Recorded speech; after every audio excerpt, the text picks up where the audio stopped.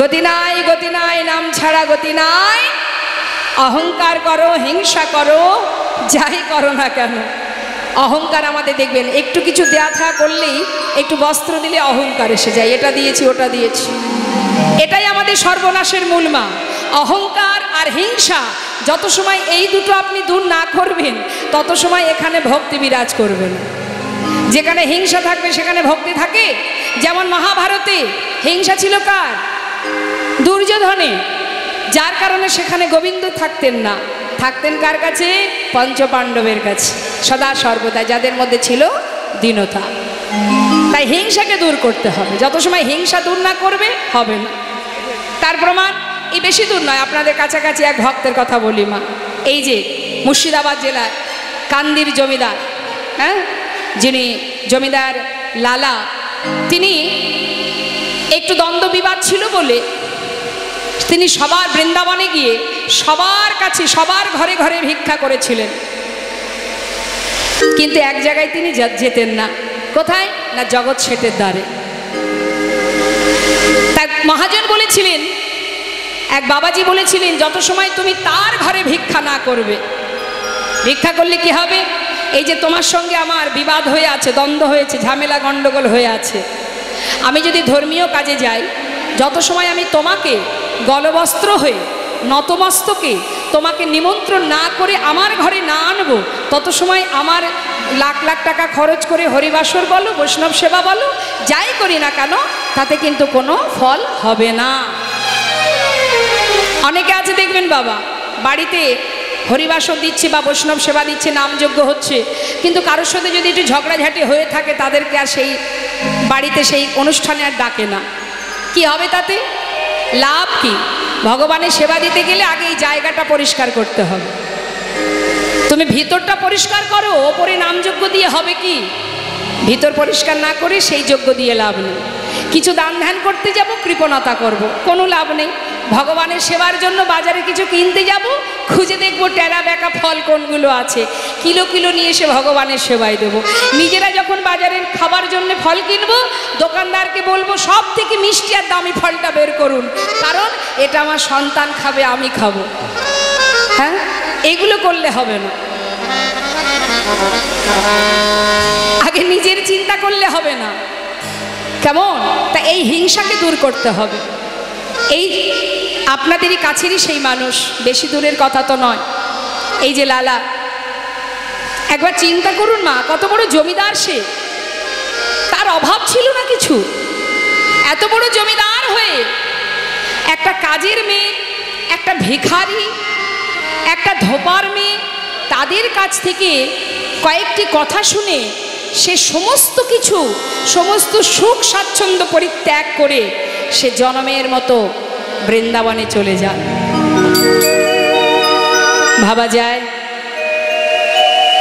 এক ধোপার মেয়ে নিজের পিতাকে বলছে বেলা যায়, বাসনায় আগুন দাও, আর জমিদার পালকি চেপে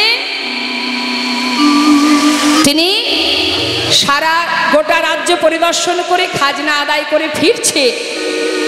ঠিক সেই সময় সন্ধ্যাগত, সেই সন্ধিক্ষণে, এখন কোন সময় মা? সন্ধ্যা সময় তো, ঠিক এই সন্ধিক্ষণে চিৎকার করে বলছে রজকন্যা, বাবু গো, বেলা যায়, বাসনায় আগুন দাও, বাবু গো, বেলা যায়, বাসনায় আগুন দাও। হরি বল। আর তার প্রতিধ্বনি হচ্ছে বাতাসে ভেসে আসছে লালার কানে। কি শুনছে সে? শুনুন, এটা সবার জন্য, আমাদের সকলের জন্য। মা বসুন। বেলা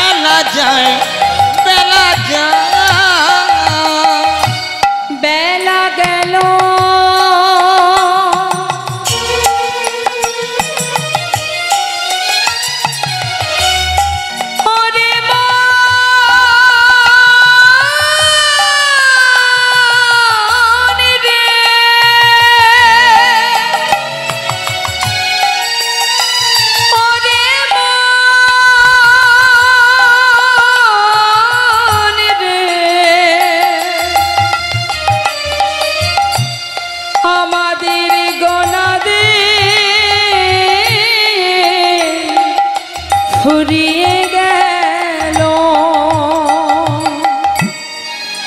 নানা সময় নাই একবার ভজ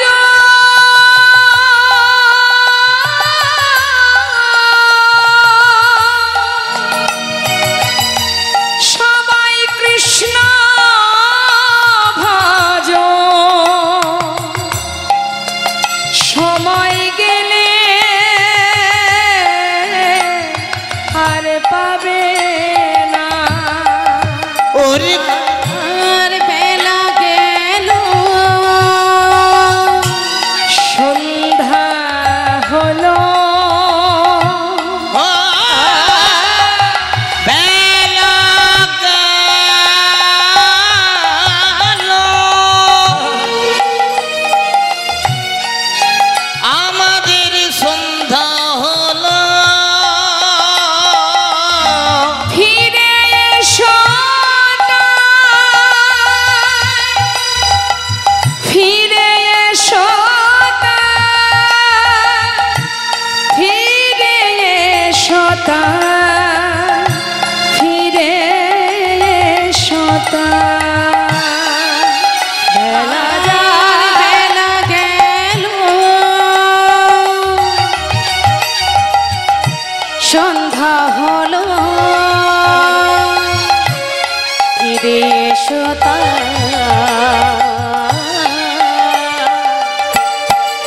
বেলা যায় বেলা যায় বেলা যায় বেলা যায় বেলা যায়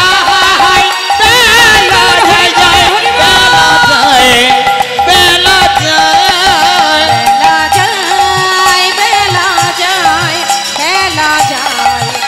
যায় বেলা যায় বেলা যায় বেলা যায় বেলা যায়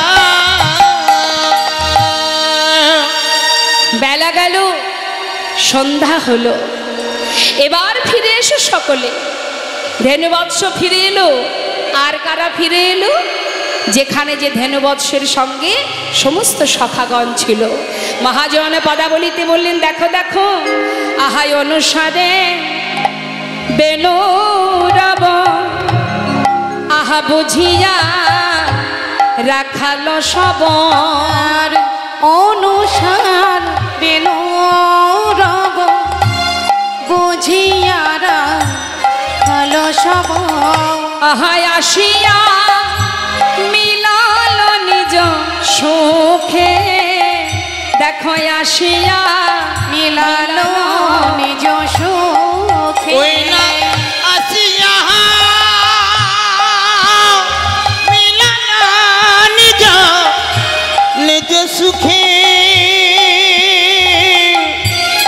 আসিয়া আমি লালু নিজ সুখে আজি যে বনে যে ধেনু ছিল ফিরাইয়ে একত্র কইল আর যে বনে যে ধেনু ছিল ফিরিয়া একত্রে কইল দেখো চালাইল গোকুলের পথে চালাইল গোকুলের পথে এবার গোকুলের পথে যাত্রা করেছে মা তো যাচ্ছে কে কেমন ভাবে শ্বেত কান্তি অনুপম আগে ধাই বল রাহা শ্বেত কান্তি অনুপম আগে ধাই বল ওই না শ্বেত কান্তি অনুপম শ্বেত কান্তি অনুপম আগে ধাই বলো না আর শিশু চলে ডাইনে বামে আর শিশু চলে ডাইনে ওই না আর শিশু চলে ডাইনে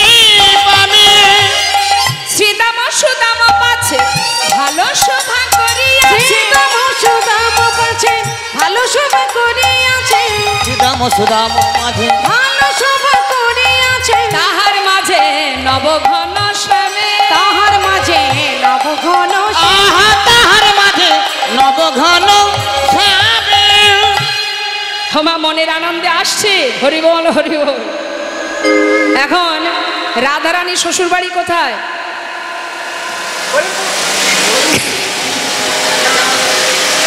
রাধারানীর শ্বশুর বাড়ি কোথায়? হ্যাঁ, বৃন্দাবনে। জায়গার নামটা কি?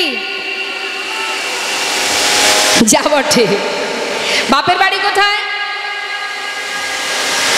বর্ষানা। আর শ্বশুর বাড়ি যাবট। হ্যাঁ, এখন গোবিন্দ আমার যখন ধেনুবৎসকে নিয়ে ফিরছে, ওই গোষ্ঠ থেকে ফেরার পথে আর যাবার পথে, যাবার রাস্তা কিন্তু ওই যাবটের পাশ দিয়ে। হ্যাঁ, তা গোবিন্দ আমার তিনি বধূকে দিনে দুইবার দেখতে পান, একবার গোষ্ঠে যাবার সময় আর ফিরে আসার সময়। তা রাধারানী আমার বাদিনী, শাশুড়ি ননদিনী। আচ্ছা আমার মায়েরা বলুন দেখি, ওই শাশুড়ি ননদিনী যে বাদিনী, সত্যি কি বাদিনী? আচ্ছা কুটিলাকে শুধু বৃন্দাবনেই আছে? বৃন্দাবনেই পাওয়া যায়?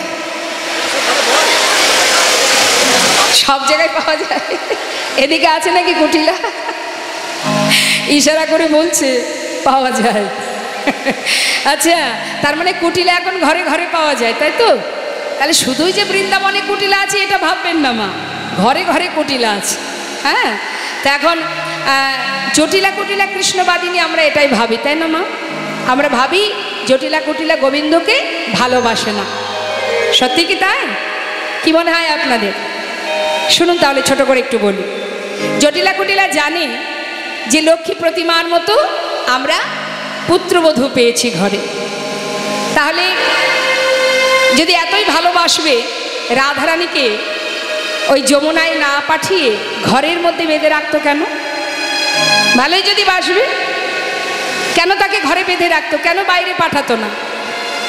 চোখে কাজল পড়তে মানা, ওই যমুনার ঘাটে যেতে মানা, কারণ আছে। জটিলা কুটিলা জানে যে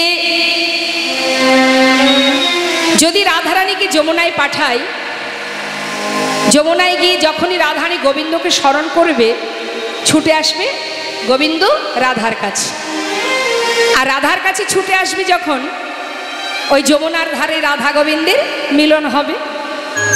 জটিলা কুটিলার মনে বাসনা, যদি আমি রাধারানীকে ঘরে বেঁধে রাখতে পারি, তাহলে ওই মিলনটা যমুনার ঘাটে না হয়ে ওটা আমার কুঠিরে হবে না। তাই গৌর হরি বল, হরি বল।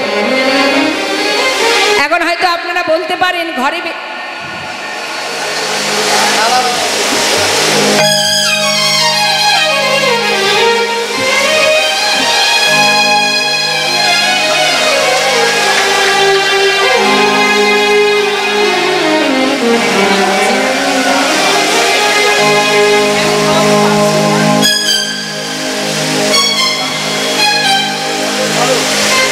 জনিতা। তা জটিলা কুটিলা জানে যে রাধারানীকে ঘরে বেঁধে রাখলে সেই মিলনটা আমার ঘরে হবে। এবার কথা হচ্ছে মা, হয়তো আপনারা বলতে পারেন যে ঘরে বেঁধে রাখতো বেশ, এত কষ্ট কেন দিত রাধারানীকে? ধোয়ার ছলে বসে কাঁদতো রাধারানী, নীল শাড়ি তার পরতে মানা, চোখে কাজল পরতে মানা, সুন্দর করে বেনি বাঁধতে মানা, এত লাঞ্ছনা গঞ্জনা তাকে কেন দিত? কি জন্য দিত? কারণ আছে। জটিলা কুটিলা জানে ভগবান সব সইতে পারেন, পারেন না দুটো জিনিস জেনে রাখুন। এক, তিনি সইতে পারেন না কারোর মধ্যে যদি অহংকার থাকে, সেটা যেমন তিনি সহ্য করতে পারেন না। আরেকটি কি, যদি কোনো ভক্ত দুফোঁটা বাড়ি বাড়ি শন করে, যদি কেউ কোনো ভক্ত যদি দুফোঁটা চোখের জল গোবিন্দ চরণে নিবেদন করে, ভগবান ভক্তের চোখের জল কখনোই সইতে পারে না। কেউ যদি তার জন্য কাঁদে, সে নিজেকে স্থির রাখতে পারে না। তাই চোখের জল আর অহংকার এই দুটো তিনি সইতে পারেন না। আর জটিলা কুটিলা সেটা ভালো মতো জানে যে তিনি তো চোখের জল সইতে পারেন না। রাধারানীকে যত কষ্ট দেব, রাধারানী তত কাঁদবে। আর যত রাধারানী কাঁদবে, তত রাধারানী অন্তরে কৃষ্ণকে স্মরণ করবে। আর গোবিন্দ ভক্তের চোখে জল দেখলে তিনি কি আর থাকতে পারবে দূরে? ছুটে আসবে রাধার কাছে। আর যেই রাধার কাছে ছুটে আসবে, আমাদের ঘরে রাধা গোবিন্দের মিলন হবে। আর আমরা তখন কি করব? আমরা ঘরে বসে যুগ দর্শন পাবন। তাই গৌর হরি ঘরে বসে যুগলে ওই দর্শন পাব। নয়ন যুগ ধন্য হবে, ঘরে বসে যুগল দর্শন পাব। আমাদের নয়ন যুগ ধন্য হবে, ঘরে বসে যুগল দর্শন পাবো। কৃষ্ণবাদিনী না আমাদের দূরে যাবে, আহা মানব জনম ধন্য হবে। হরি বল, তাই গৌর হরি বল যাবে। ওই না মানবী জন ধন্য হবে, ঘরে বসে যুগল দর্শন পাব। ওই না মানবী জনম ধন্য হবে, ঘরে বসে যুগল দর্শন পাব। মানবী জনম ধন্য হবে, ঘরে বসে যুগল দর্শন পাব। ঘরে বসে যুগল দর্শন পাবো। যদি কেউ দুফোঁটা বাড়ি বরিশন করে কাঁদে মা, তার একটা প্রমাণ। দেবর্ষি নারদ একদিন জিজ্ঞাসা করেছিলেন ভগবানের কাছে, হে প্রভু, তুমি একবার বলতে পারো জগতের জীব কিভাবে তোমাকে ডাকলে তুমি তার ডাকে সাড়া দেবে? এই যে আপনারা সারাদিন ধরে কীর্তন শুনছেন মা, এই কীর্তন আপনাদের মনে থাকুক বা না থাকুক, আপনাদের কীর্তন মনে নেই ঠিক আছে, কিন্তু এই কথাটা শুধু মনে রাখবেন। দেবর্ষি নারদ জিজ্ঞাসা করছে যে প্রভু, জগতের জীব কিভাবে ডাকলে তুমি সাড়া দেবে? তখন ভগবান বলেছিলেন, দেবর্ষি, কেউ যদি আমাকে একটা ফুল দিয়ে ডাকে আমি তার ডাকে সাড়া দেব। ডাকার মতো ডাকতে হবে, নিজের স্বার্থ পূরণের জন্য ডেকে লাভ নেই। হ্যাঁ, ডাকার মতো যেন তোমার চরণ পাই, আমি আর কিছু চাই না প্রভু, যেন তোমার চরণ ছাড়া আমায় করো না, এই কামনা করতে হবে। তুমি সুখে রাখলেও আমি শান্তি, দুঃখে রাখলেও আমার শান্তি। আহা, তা দেবর্ষি নারদ বলছেন, প্রভু যদি ভক্তের কাছে ফুল না থাকে?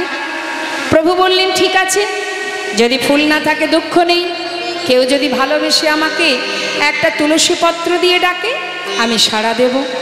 প্রভু যদি তুলসী পাতাও না থাকে, কি মা সবসময় তুলসী পাতা পাওয়া যায়? প্রভু বললেন, তাতেও কোনো দুঃখ নেই, কেউ যদি ভক্তি ভরে ভালোবেসে আমাকে এক গণ্ডূষ গঙ্গা জল দিয়ে ডাকে আমি তার ডাকে সাড়া দেব। দেবর্ষি নারদ বললেন, ও প্রভু, যদি গঙ্গার জলও না থাকে? ভগবান বললেন, তাতে আর দুঃখ কেন?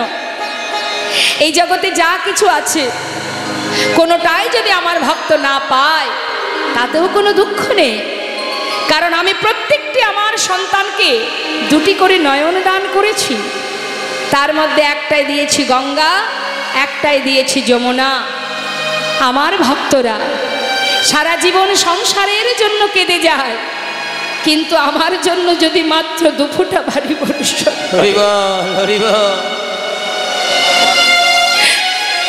যদি দুফোঁটা বাড়ি পরিশোধ করে বলে, দয়াময় আমি পাষণ্ড, আমি পতিত, হাজার হাজার অপরাধ করেছি, শুনেছি তুমি নাকি দয়াল করুণাময়, আমার সমস্ত পাপ দূরীভূত করে তোমার রাগে চরণে তুমি আমায় জায়গা দাও। যদি বলতে পারে যেন চরণে ছাড়া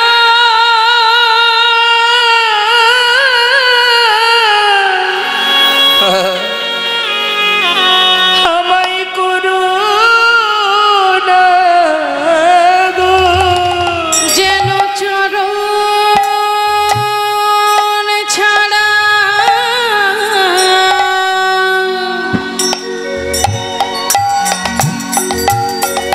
আমায় করো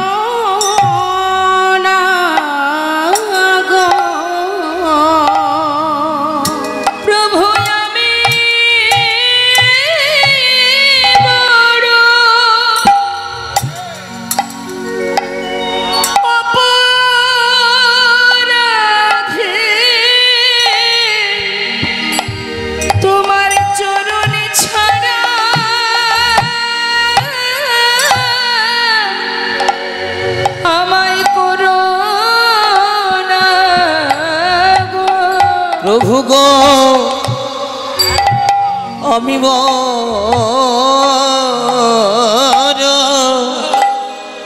বড় অপরাধী,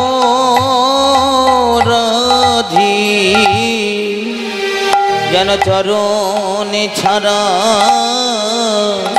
করো না গো। প্রভু আর কিছু চাই না আমি, শুধু ওই চরণে আমায় দাস করো। আমি আর কিছু চাই না প্রভু, তোমার ওই চরণে দাস করো। শুনেছি তুমি নাকি দয়াল হরি, বলাই আমার প্রতি দয়া তোমার হবে না গো। শুনেছি তুমি নাকি দয়াল হরি, বলো আমার প্রতি কৃপা হবে না গো। শুনেছি তুমি নাকি কৃপা সিন্ধু, বলো বলো আমার প্রতি কৃপা হবে না গো। শুনেছি তুমি নাকি দয়াল হরি, বলো আমার প্রতি কৃপা হবে না গো। তুমি নিতাই গৌর হরি বল হরি বল। বলো আমার প্রতি কৃপা হবে না গো। তোমার চরণ ছাড়া করো না গো। তুমি ভগবানকে যেমনটাই সেবা দেবে তিনি তাতেই খুশি মা, যদি তার মধ্যে ভক্তি থাকে, যদি ভালোবাসা থাকে। যে কিনা রামায়ণে শবরী যে সকলের ঘৃণিতা ছিল, সে বনের ভিতরে একটা ছোট্ট কুটির তৈরি করে বাস করত, আর রামের অপেক্ষায় বসে থেকে প্রতিদিন রামকে কি খাওয়াবে বলে গাছের কুল পেড়ে মুখে দিয়ে দেখতো টক না মিষ্টি, যেটা দেখতো মিষ্টি সেটা গুছিয়ে রাখতো, রাম এলে রামকে দেবে তাই। হরি বল। আচ্ছা মা, আপনারা আপনাদের বদনের উচ্ছিষ্ট দিতে পারবেন ভগবানকে? পারবেন না। এটাই হচ্ছে ভালোবাসা। আপনি যাকে ভালোবাসেন তাকে আপনার উচ্ছিষ্ট আপনি দিতে পারেন, পারেন তো? যেমন সন্তান, সন্তানের বদনের উচ্ছিষ্ট আপনিও সেবা করেন, আবার নিজের উচ্ছিষ্টটাও সন্তানের বদনে তুলে দেন। হ্যাঁ, কারণ সেটা আপনার ভালোবাসার ধন। ঠিক যদি কেউ এইভাবে ভগবানকে ভালোবাসতে পারে, সে তার উচ্ছিষ্ট ভগবানকে দিতে পারে এবং ভগবান সেই ভক্তের উচ্ছিষ্ট সেবাও করে। তার প্রমাণ এই শবরী। এটুকুন প্রভু রামচন্দ্রের জন্য গুছিয়ে রেখেছে।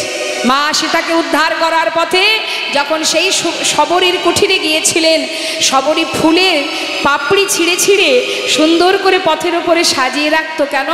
রাম আসবে যদি তার পায়ে ব্যথা লাগে। আহা, কি ভালোবাসা দেখুন, কতটা ভালোবাসা দেখুন। তা আপনি ভালোবেসে যদি আপনার উচ্ছিষ্টও দেন, ভগবান সেটাই সেবা করবে যদি দেওয়ার মতো দিতে পারেন, ভালোবাসতে পারেন। তার একটা সুন্দর দৃষ্টান্ত দিই বাবা, শুনুন। বেশি দূরের কথা নয়, আপনাদের আমাদের সকলেরই কাছে মা শ্রীখণ্ড নিবাসী মুকুন্দ দাসের একমাত্র পুত্র, যার বয়স ছিল মাত্র 12 বছর। এই মুকুন্দ দাস বড় কবিরাজ ছিলেন মা। আপনারা যাবেন, বেশি দূর নয়, এই বর্ধমানে, পূর্ব বর্ধমানে কাটোয়ার কাছে। তার ঘরে ছিল গোপীনাথ বিগ্রহ। প্রতিদিন ওই ছোট্ট ছেলের পিতা মানে মুকুন্দ দাস, তার কবিরাজির হাত এত ভালো ছিল মা, তো তার কাছ থেকে যদি কেউ ঔষধ নিত, মানে ওই পাতালতার জড়িবুটি যেভাবেই তাকে দিত, তাতেই সে রুগী সুস্থ হয়ে যেত। এতটা ভালো কবিরাজি জানতেন। এখন গ্রামে যখন, এখন যেমন অনেক মেডিসিন হয়েছে, আগেকার সময় তো এসব ছিল না, এই বৈদ্য কবিরাজ এদেরকে ডাকতে হতো। তা গ্রামে একজন অসুস্থ হওয়ায় মুকুন্দ দাসের যেতে হবে তাকে সুস্থ করবার জন্য। এখন সেই সময় ঘরে গোপীনাথের সেবা। এখন মুকুন্দ দাস চিন্তা করছে, আমি একা মানুষ, দুই দিকে একসাথে কি করে সামলাবো। এমন সময় তার ছেলে এসে বলছে, বাবা তুমি চিন্তা করো না, বয়স 12 বছর, মা আপনাদের অনেকেরই ঘরে আছে 12 বছরের শিশু। 12 বছরের ছোট্ট ছেলে বলছে, মা আহা বাবা তুমি এক কাজ করো, ঘরে গোপীনাথের সেবা আজকে না হয় আমি দিয়ে দেব, আর তুমি চলে যাও, গ্রামে যে অসুস্থ তাকে তুমি সুস্থ করে এসো। বাবা বলছে, হ্যাঁ রে খোকা, ভগবানের সেবা বললেই কি আর সেবা হয় রে? তার সেবার অনেক নিয়মাবলী আছে, তুই তো অত শত বুঝিস না, ছোট মানুষ।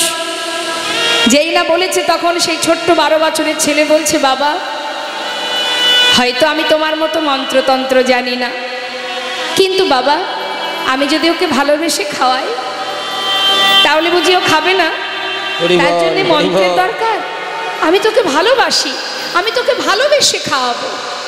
মুকুন্দ দাস মনে মনে চিন্তা করছেন, সত্যি তো, ভগবান সবার থেকে বেশি ভালোবাসে ভক্তি। তা কেউ যদি ভক্তি ভরে তাকে খাওয়ায় তাহলে তার জন্য মন্ত্রের কি বা প্রয়োজন? ঠিক বলেছে, যাক।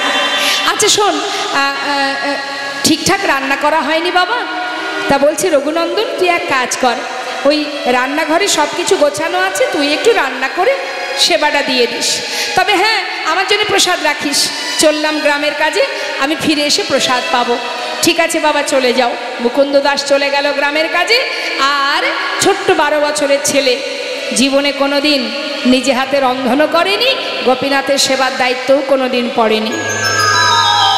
আজকে বাবাকে কথা দিয়েছে বলে তাড়াতাড়ি করে রন্ধনশালায় গিয়ে এবার দেখছে মা সব কিছু গোছানো সাজানো, কিন্তু রান্না হয়নি।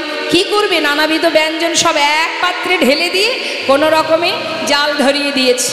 সে ভালো রান্না হয়েছে কি না হয়েছে, সিদ্ধ কি কাঁচা, সেদিকে কোনো লক্ষ্য নেই। কোনো রকমে রন্ধন করে পাত্রে ঢেলে নিয়েছে।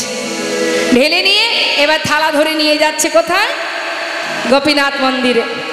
মন্দিরের ভিতরে নিয়ে গিয়ে থালাটা সামনে রেখেছে, পাত্রটা রেখে ডাকছে, ও গোপীনাথ, গোপীনাথ, জানো তো আজ বাবা আসেনি, গ্রামে একজন অসুস্থ, বাবা সেখানে চলে গেছে। আমি আজ বাবাকে কথা দিয়েছি তোমাকে আমি খাওয়াবো, তা আমি রান্না করেছি আজ তোমার জন্য। আমি কোনোদিন রান্না করিনি গো, তাই দেরি করো না, শিগগিরই এসো, একটু কষ্ট করে খেয়ে নাও আজকে, বাবা কাল এসে ভালো করে রান্না করে খাওয়াবো। ডাকছে, সে কি জানে বাবা, আমি যেমন আমার পিতার সন্তান, ও আমার পিতার সন্তান। সে জানে না যেটা বিগ্রহ, সে জানে ও আমারই মতো একজন সন্তান, আমার পিতা। পিতা প্রতিদিন তাকে খাওয়ায়, অর্থাৎ সেও তার সন্তান। তাই ঠাকুর ঘরের মধ্যে গিয়ে গোপীনাথের সামনে গিয়ে একভাবে ডাকছে, গোপীনাথ কি হলো, দাঁড়িয়ে আছো কেন? এসো না, শিগগিরই খেয়ে নাও। দেখো রাগ করো না, আমি তো কখনো রান্না করিনি, জানি না কেমন হয়েছে, একটু কষ্ট করে খেয়ে নাও, কাল বাবা ভালো করে রান্না করে খাওয়াবে। কে আসে কার কথা শুনবে? কেউ আসছে না। চিন্তা করছে কি ব্যাপার, বাবা প্রতিদিন খাওয়ায় তখন আসে, আমার বেলা আসছে না কেন? তবে কি আমার কোনো ভুল হয়ে গেল? দেখি তো, চারিদিকে তাকিয়ে দেখছি কি দরজাটা খোলা। আচ্ছা, বাবা দেখেছি যখন তোমাকে সেবা দেয় দরজা বন্ধ করে দেয়। দাঁড়াও দাঁড়াও দাঁড়াও, দরজাটা বন্ধ করে দিই। গোপীনাথ এবার তো এসো, দেখো ওই দেখো দরজা বন্ধ হয়ে গেছে, এসে খেয়ে নাও, শিগগিরই এসো। হো গোপীনাথ, কখন থেকে ডাকছি, দেখো তুমি যদি না খাও, আমার পিতা যদি জানতে পারে আমাকে অনেক বকবে। আমি যে কথা দিয়েছি ভালোবেসে তোমায় খাওয়াবো, এসো না। গোপীনাথ কেন এমন করে দূরে দাঁড়িয়ে আছো? ও গোপীনাথ, আমার কি কষ্ট হয় না? এসো বলছি, কি হলো, এসো। যত সময় না আসছে তত সময় ডাকছে, আসছে না। ডাকতে ডাকতে ক্লান্ত হয়ে যাচ্ছে, কিছুতেই আসছে না। আসবে না তো? আসবে না? তবে শুনে রাখো, আমি যখন না খাই আমার পিতা আমাকে লাঠি দিয়ে মেরে মেরে খাওয়ায়। আসবে না? বেশ, মন্দির থেকে বাইরে বেরিয়ে খুঁজে খুঁজে একটা লাঠি জোগাড় করেছে। জোগাড় করে মন্দিরে প্রবেশ করে বলছে, দেখে নাও আমার হাতে কি আছে, ভালো চাও চলে এসো, না হলে লাঠি দিয়ে আমি তোমাকে মেরে মেরে নিয়ে আসবো।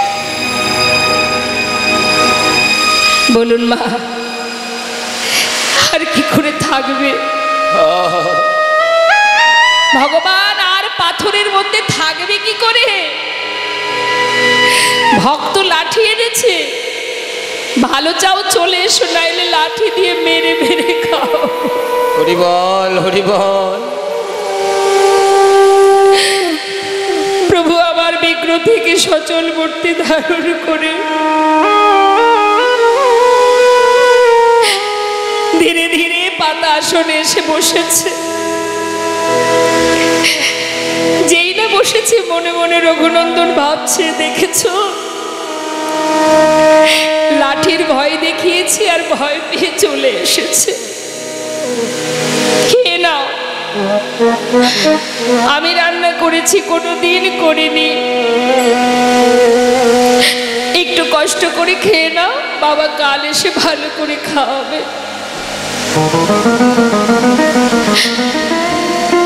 মুখে দিয়েছেন গোবিন্দ। গোপীনাথ জিজ্ঞাসা করছে, কেমন হয়েছে? গোপীনাথ নয়নের জলে মুখ ভাসিয়ে কাঁদছে আর বলছে, ভক্ত কেউ যদি আমার জন্য ভালোবেসে রন্ধন করে থাকে, সেই রন্ধন আমার কাছে অমৃত স্বরূপ। এতদিন এই ঘরে আছি, কোনোদিন এমন অমৃত আমি পাইনি। তুমি জানো না ভক্ত, কত সুস্বাদু, কত সুন্দর। আমি বড় খুশি হয়েছি, খুব ভালো হয়েছে, খেয়ে নাও। পাশে দাঁড়িয়ে আছে আর ভগবান ভক্তের হাতে রান্না পেয়ে আজ আর তার কোনো দিকে লক্ষ্য নেই, প্রাণ ভরে সেবা করছে ভক্তের রান্না। সেবা করতে করতে প্রায় শেষের দিকে, আর নেই, অবশিষ্ট যেটুকু আছে মুখে দিতে যাবে, হঠাৎ পিছন থেকে রঘুনন্দন ছুটে এসে হাতটা চেপে ধরলেন। গোপীনাথ, আর খেও না, হরি বল, হরি বল, উঠে যাও, একটু তো আমাদের জন্য রাখো। এখনো আমি খাইনি, আমার পিতা খাইনি, যা রান্না করেছি সবই তো তোমায় দিলাম, তুমি যদি খাবে আমরা কি খাবো? একটু রেখে যাও, আর খেও না, উঠে যাও, ওঠো বলছি। আগে তো আসছিলে না, এসেছো ঠিক আছে, খাচ্ছ খাও, তাই বলে সব খেয়ে নেবে? ভগবান বলছে, আহ, সেই তো বকে বকে মেরে মেরে নিয়ে এলে, আবার তাড়িয়ে দিচ্ছ? দেব না? আমাদের কথা একটু ভাবো।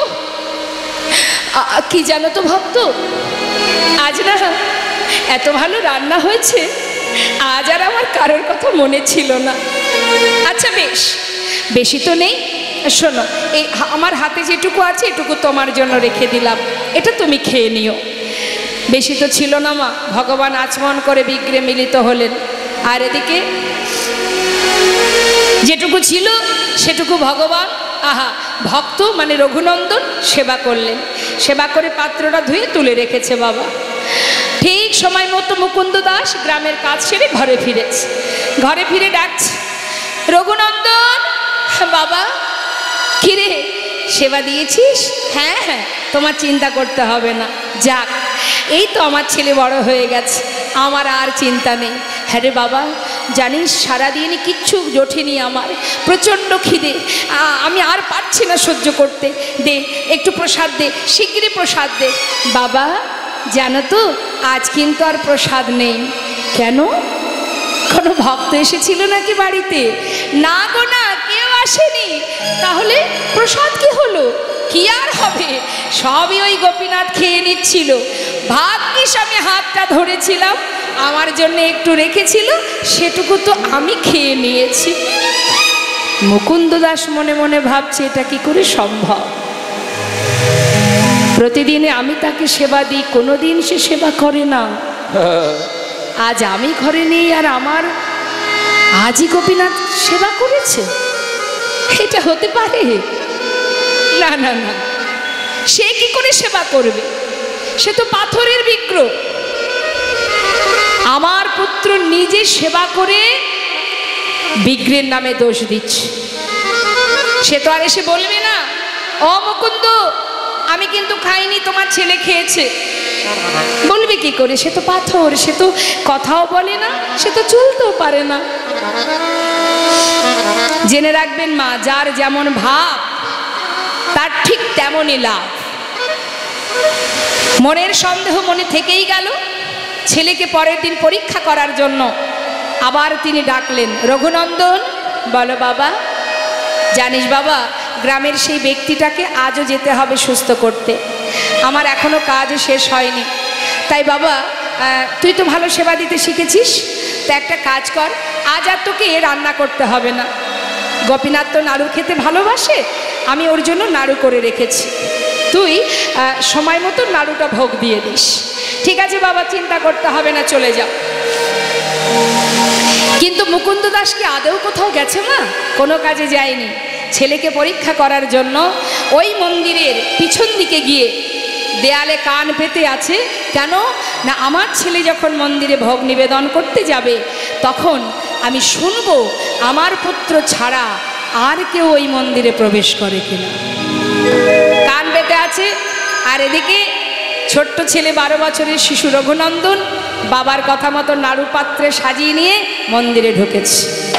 মন্দিরে ঢুকে ডাকছে, গোপীনাথ, ও গোপীনাথ, চিনতে পারছো আমায়?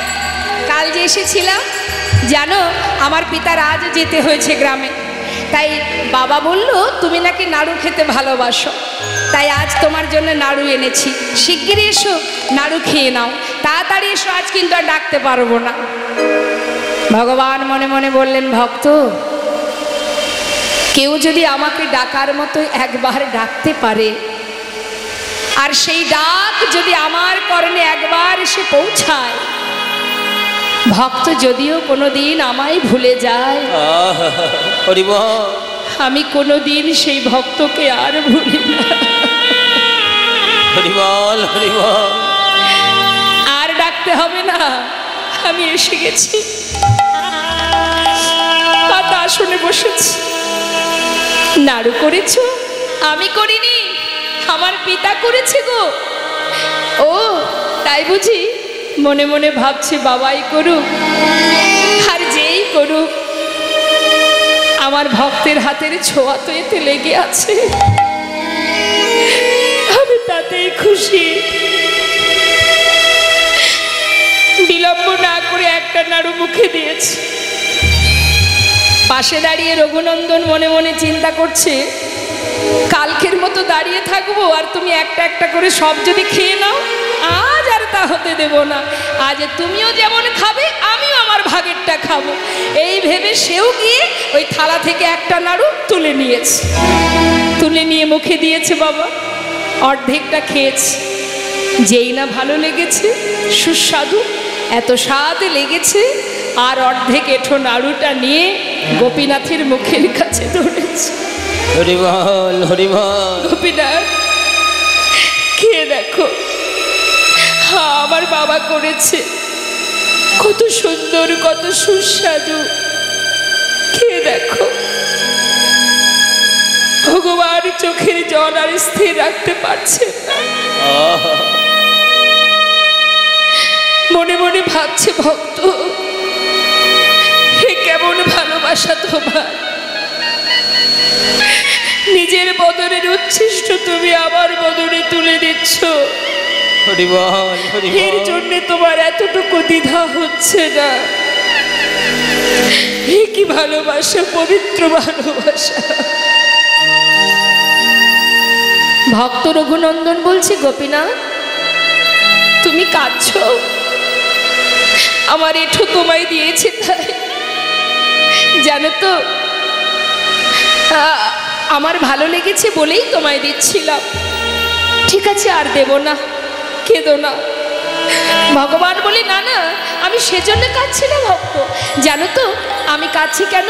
এই যে তুমি তোমার এঁঠোটা আমার মুখে দিচ্ছ, আচ্ছা আমি কি আমার এই প্রসাদী নাড়ুটা আমি তোমাকে খাওয়াতে পারি? হ্যাঁ, তাহলে তুমি আমাকে খাইয়ে দাও, আমি তোমাকে খাইয়ে দিই। ভগবান তার প্রসাদী নাড়ু দিচ্ছেন ভক্তের বদনে তুলে, আর ভক্ত তার এঁঠো নাড়ু দিচ্ছে ভগবানের বদনে। ভক্ত ভগবানের মধুর মিলন, মধুর হরিবল হরিবল হরিবল। এদিকে মুকুন্দ দাস দেয়ালের আড়ালে দাঁড়িয়ে মনে মনে ভাবছি, কে গো, কে তুমি? কার কণ্ঠ শোনা যায়? ছুটতে ছুটতে এসে মুষ্টা আঘাতে দরজা খোলা মাত্রই ভগবান তার আগেই অর্ধনাড়ু হাতে করে নিয়ে বিগ্রেগে মিলিত হয়ে গেল। ভাগ্যে হলো না মা, কি করে হবে? সে তো জানতো এটা পাথর, আর তার সন্তান জানতো আমি যেমন পিতার সন্তান, সেও আমার পিতার সন্তান। তাই ভাবনা যেমন, লাভটাও তো তেমন। তিনি আসার আগেই বিগ্রে মিলিত হলো। মুকুন্দ দাস মন্দিরে প্রবেশ করে দেখলেন যার হাতে ছিল বাঁশি, আজ তার হাতে অর্ধনাড়ু। তাই না দেখে ছুটে গিয়ে নিজের পুত্রকে নিজের বুকে জড়িয়ে ধরলেন। রঘুনন্দ, হরিবল হরিবল।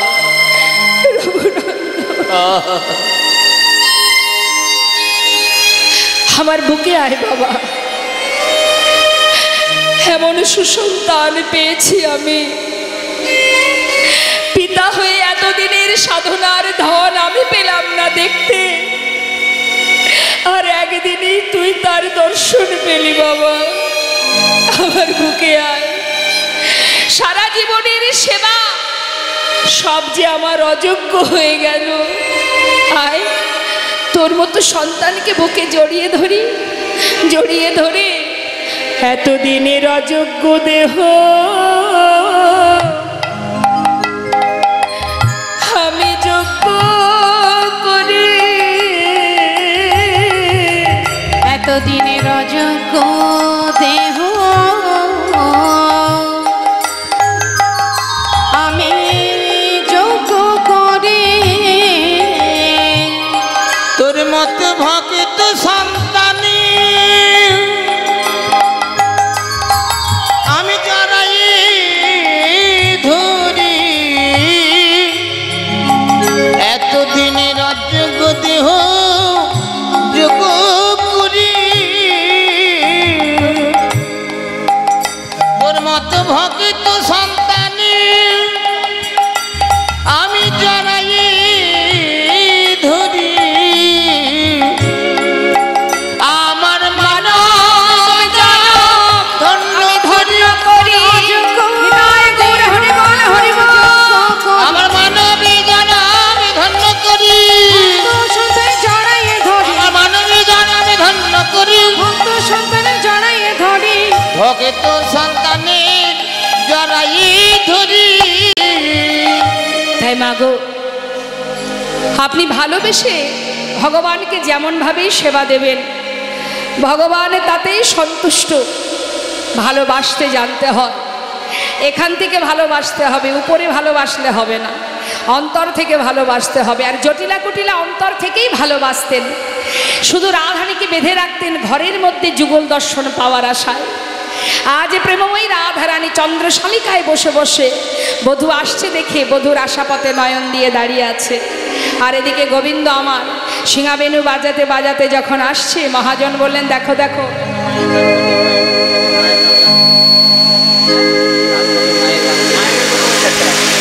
আচ্ছা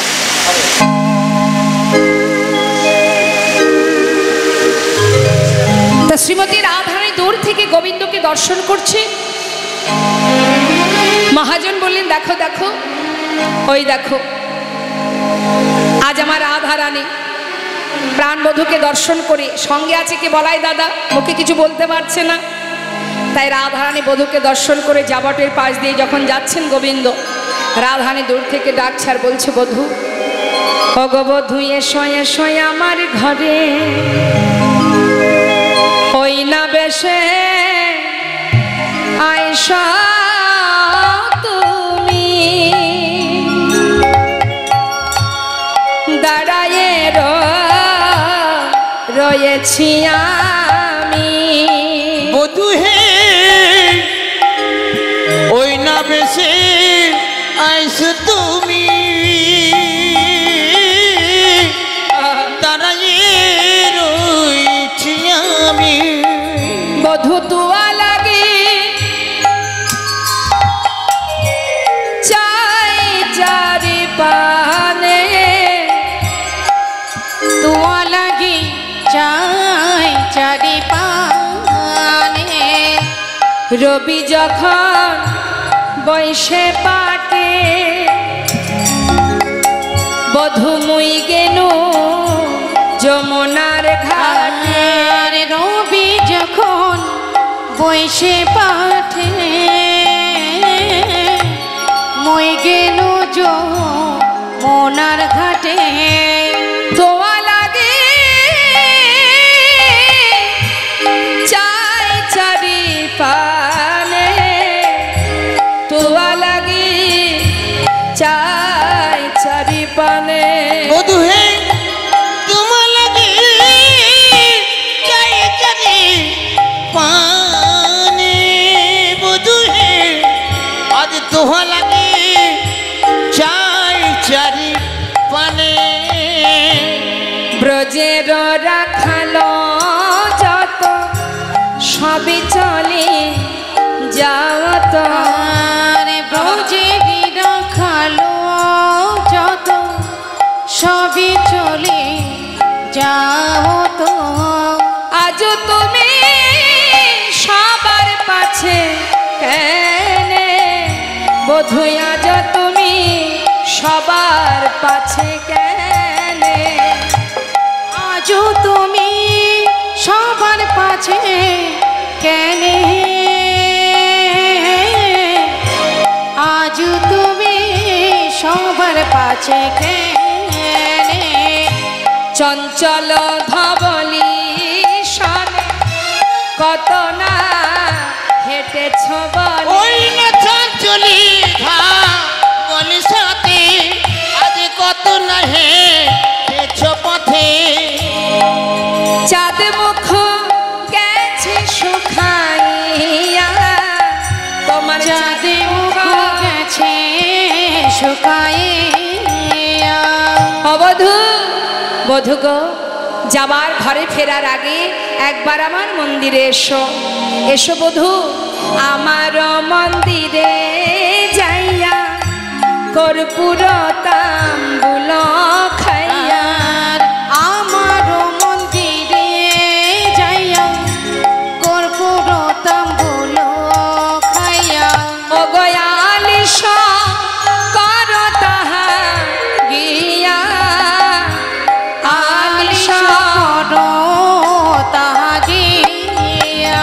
বধূ আমার মন্দির মাঝে বিচিত্র পালঙ্ক বধূ হে আমার মন্দির মাঝে আজ বিচিত্র পালঙ্ক আছে। ও গয় আশেপাশে রসের বালিশ, বধূ আশেপাশে রসের বালিশ। তাহাতে শুতিবে তুমি চরণ সেবিবয়া। ওই না তাহাতে সুতিবে তুমি আজ চরণ সে দিব আমি। ওগো দূরে যাবে বনের আলি, বধূ দূরে যাবে বনের আলি। বধূ বসে আছি গো, বসে আছি গা, বসে আছি বধূ হে গো, বসে আছি গা। আশা পথে নয়ন দিয়ে বসে আছি গো, আশা পথে নয়ন দিয়ে বসে আছে গো। আশা পথে নয়ন দিয়ে বসে আছি গো, আশা পথে নয়ন দিয়ে হে আমার পরার বধূ, আশা পথে নয়ন দিয়ে ওই হে আমার পরাণ বধূ, আশা পথে নয়ন দিয়ে ওই হে আমার পরাণ বধূ, আশা আছি গো ওই না দূরে যাবে বনের আলি, আজ দূরে যাবে বনের আলি। শ্রীমতী রাধারানী কথা শুনে গোবিন্দ বলে, রাধে এখন আর সময় নাই, ধেনুবৎস সবাই ফিরে যায়, এখন আমি যাই, দেখা হবে তোমার সঙ্গে কোথায়, অভিসারে গিয়ে তোমার সঙ্গে আমার দেখা হবে। তাই বলছে, শোনো শোনো রাধে, এখন আমি যাই ঘরে, মায়ে যে আরতি করে। ওই না এখন আমি যাই ঘরে, আজ মায়েতে আরতি করে। সখা সব করিল পয়ান, সখা সব করিল পয়ান, শাখা সব করল পয়ান গো, শাখা সব করল পয়ান। কহে দাসী যদুনা পুরাও মনের শান। ওই না কহে যদু না তোদা, আজ ফুরাব মনের শান। অগ কহে দাসী যদুনা পুরাও মনের শান। অগ পাছে তুমি করহ পয়ান গো, আজ পাছে তুমি করহ পায়া, পাছে তুমি করহ পায়ান গো, পাছে তুমি করো পয়ান। নাকি ব্যাস ঠিক আছে, আচ্ছা ঠিক আছে, আচ্ছা ঠিক আছে, ঠিক আছে, ঠিক আছে, ঠিক আছে। এবার আমার গোবিন্দ তিনি সখাগণকে সঙ্গে করে নিয়ে এবার আসছে নন্দালয়ে। নন্দালয়ে আসা মাত্রই মহাজন বললেন, দেখো দেখো আজ আসছেন আমার গোবিন্দ ধেনুবৎস সখাগণকে নিয়ে। বনসে আলো নন্দদুলা, ঘরে এলো নন্দদুলা, বনসে আলো নন্দদুলা, ঘরে এলো নন্দদুলা। গোধেনু ধূসর শ্যাম কলেবর, গোধেনু ধূসর শ্যাম কলেবর, আজানুল বিত বনমাল, আজানুল বিত বনমাল, আজানু লম্বিত বনমাল। আজ আমার গোবিন্দ সখাগণকে নিয়ে বনমাঝে এলো। মহাজন বললেন, দেখো দেখো, আহা, বন হতে ঘরে ফিরেছেন গোবিন্দ। ফেরা মাত্রই মা আমার গোপালকে কোলে পেয়ে এবার গোপালকে আরতি করছেন। সবাই দর্শন করুন।